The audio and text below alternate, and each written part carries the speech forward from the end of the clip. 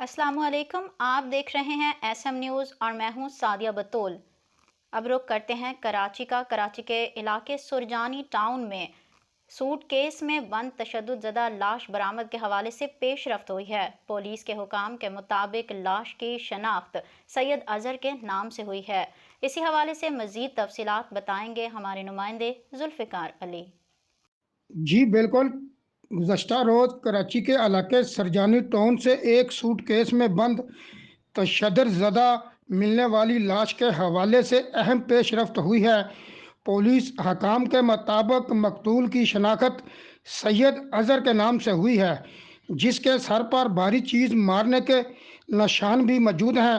Police का बताना है कि मकतूल पंजाब शेखुपुरा रोड फैसलाबाद का रिहायशी है। पुलिस का कहना है कि मकतूल कराची में क्या करता था और कहां रहता था, इसका ताहाल पता नहीं लगाया जा सका है। पुलिस हकाम का यह भी कहना है कि मकतूल के अहल खाना को इत्तला देने की कोशिश की जा रही है। जी।